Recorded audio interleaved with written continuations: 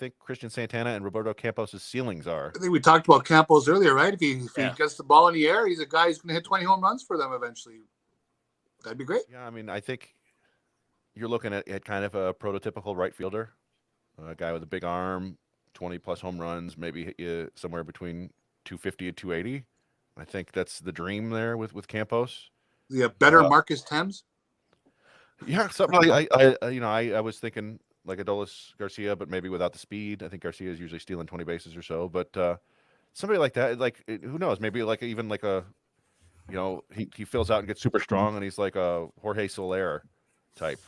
Soler hit 48 home runs one year. I wouldn't project that for Campos, but like I said, like kind of a prototypical right fielder. And we may see that this year. If somebody posted, I think it was Connor posted in there earlier, there was an article in the news about Garco saying they were working on Campos' swing and working on Workman's swing, and they're doing it slowly because it's hard. And we know that we heard about Workman finally deciding to work on his swing in like August, and how excited they were in ERA because they had been, kind of gently nudging him that way, and he finally saw the light.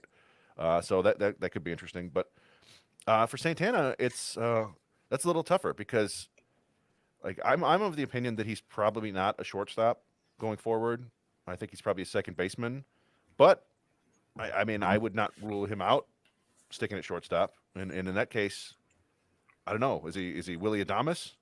Can he play defense like that? Is he? I'm just picturing kind of.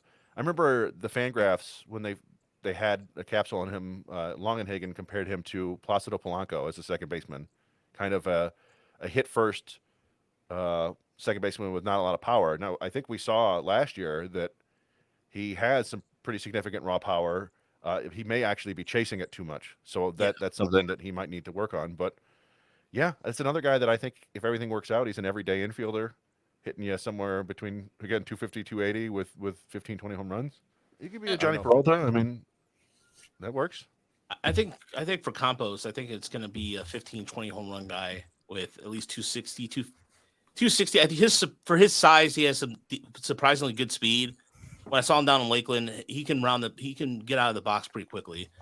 Mandy, I don't know what you have or projections on Santana or Campos, but I will say, I think the sky is the limit for both of them, really, because like if especially like I said earlier, if Campos can lift the ball more, he could be a big power guy. And then Santana, I think Chris, when you were at MCB, I think you and I had a conversation in Slack about Santana maybe be a little bit too patient at the plate.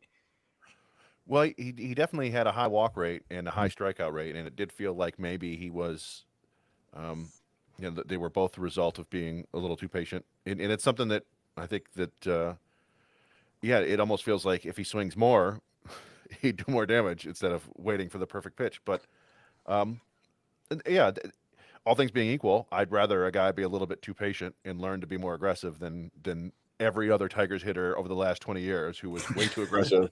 It can't learn to be patient because it's just not something that happens. So, but I definitely could see them saying, hey, maybe swing a little bit more. I mean, they are. We keep talking that they're two of the most exciting prospects in the system. They could explode in a million different directions this year.